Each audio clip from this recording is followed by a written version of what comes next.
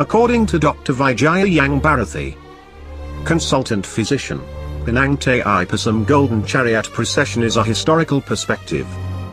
He was more interested with the historical context of this holy celebration marked to worship Lord Murugan, god of the Tamils.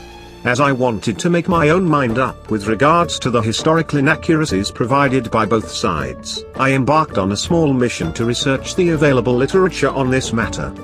Reading James Lowe's book The British Settlement of Penang from the year 1836, which was reprinted in 1972, Sir Farncis Light describes a Murugan shrine next to the waterfall in the outskirts of Georgetown when he purchased the island of Penang from the Sultan of Kedah in 1786.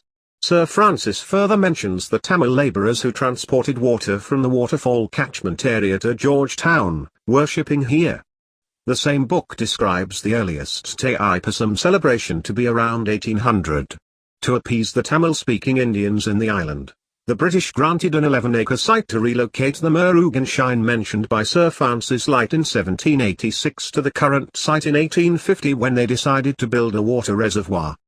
However, the single most interesting fact I discovered in this book is that Lowe describes the existence of a chariot procession from the Queen Street Mariamman Temple to the shrine in the waterfall area as early as 1833.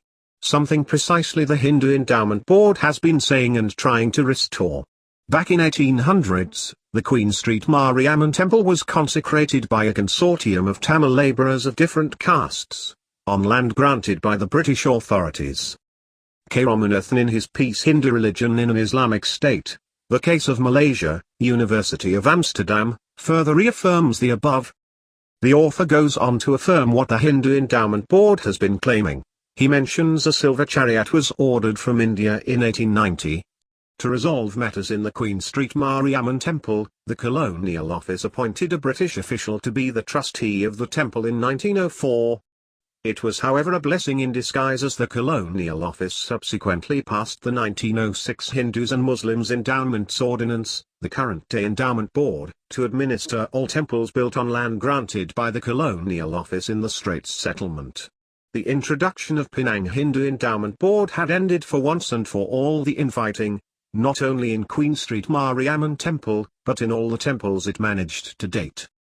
It has taken the Penang Hindu Endowment Board another 113 years to restore the tradition started by the forefathers of the current Penang Tamils, the chariot procession from Queen Street Mariamman Temple to the Waterfall Temple. Whatever the intention of Penang Hindu Endowment Board may be, the introduction of this chariot in this year's Thaipusam celebration will be in keeping with not only tradition, but the principle of justice in restoring what is rightfully the Tamils.